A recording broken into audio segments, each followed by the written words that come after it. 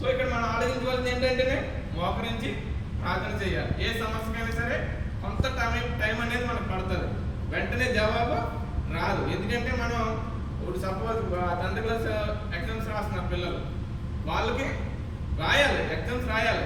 వెంటనే నేను దానికి తెలుసుకోవాలనుకుంటే కష్టం కదండి. మార్కులు దిద్దాలి, పేపర్ స్టడీ చేయాలి, ఆ తర్వాత కొన్ని నెల రోజుల తర్వాత వస్తుంది అన్నమాట.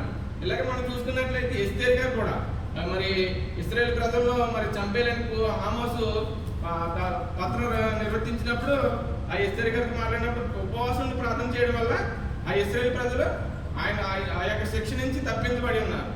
ప్రియమైన సహోదరి సహోదరులారా, ఈరోజు మనకి చాలా విషయాల్లో ప్రార్థన అనే విషయం తక్కువైపోతున్నది. చాలా చాలా విషయాలు మనకు వచ్చినటువంటి అతి దగ్గరగా మన దగ్గర ఉండేటువంటి మొబైల్లో మనం వెళ్ళడం వల్ల, చూడడం వల్ల దానికే సమయాన్ని కేటాయిస్తున్నాం. ప్రార్థన అనేది తక్కువైపోతున్నది. నాకు తెలిసిన విషయంలో మొన్న మా ఊరు పక్కన జగ్గన్పేట అనేటువంటి ఏరియాలో సహోదరులందరూ అన్యులు అనమాట. చాలా మంది కలిసి ఉన్నారు. వెళ్తుంటే లారీ గుద్దేసిందండి. దాని నుంచి మించు ఒక 15 మంది కుర్రోలు దాకా ఉంటారండి. అందులో ఒక్కడు కూడా బ్రతకలేదు. దీనికి వాళ్ళకి మనకు తేడా ఏముంది చెప్పండి? వాళ్ళు ఆ స్థితిలో ఉన్నారు, మనం ఈ స్థితిలో లేము. వాళ్ళకి మనకు తేడా ఏముంది? సో వాళ్ళకి సహోదరులకి దేవుని ప్రేమ అందలేదేమో, మనకి దేవుని ప్రేమ అనేది ఖచ్చితంగా ఉందండి. ప్రార్థన విజయం అనేది మనకు ఖచ్చితంగా ఉంది.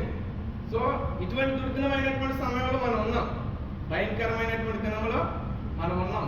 ఏ క్షణాన్ని ఏం జరుగుతుందో మనకి తెలియదు, ఎట్టించి ప్రమాదం పొంచుకుని వస్తుందో మనకు తెలియదు. మనం కానీ మన బిడ్డలు కానీ, మన బిడ్డల క్షేమం ఉండాలంటే మనం ప్రార్థన చేయాలి, వాళ్ళ క్షేమంగా ఉండాలంటే వాళ్ళు కూడా ప్రార్థన చేయాలి. సహోదరులారా, దేవుడి విషయంలో మనం అడుగు పెట్టే ముందు, ఉదయకాలం ముందు మనం ప్రార్థన చేస్తే మనకి ప్రతి విషయంలోనూ విజయమే. దానికి నిదర్శనం నేనే. ఒకప్పుడు ఎన్నో రకమైనటువంటి ఇబ్బందులను ఎదుర్కొనేవాడిని, అనేకమైన చిల్లరతనంగా ఉండేవాడిని, దేవుని అంటే లెక్కలేని తనంగా ఉండేవాడిని, దేవుణ్ణి సన్నిధికి రావడాన్ని నిరాకరించుకునేవాడిని. ఈ రోజున ప్రార్థన శక్తి ఏంటో నాకు తెలుసు, దాంట్లో ఉన్నటువంటి ప్రతిఫలం ఏంటో తెలుసు. దేవునికి సమస్తం మనం అప్పగిస్తే ఆయన ఏదైనా చేయగలడు. మొదటివాడే కడపటివాడవును, కడపటివాడే మొదటివాడవును. దేవునికి ఎంత నీచమైనటువంటి స్థితిలో ఉన్నా దేవునికి కావాలనుకుంటే ఖచ్చితంగా మనం నిలబెట్టగలరు. ప్రియ సహోదరులారా, చాలా భయంకరమైనటువంటి మన దినంలో మనం ఉన్నాం. దావీదు గారు ప్రార్థన చేసినట్టుగానే నిరంతరం మనం ప్రార్థన చేయాలని ఆ ప్రభు పేరట మీకు మనం చేస్తున్నాను. దేవుడి చిన్న వాక్యం దీవించును గాక.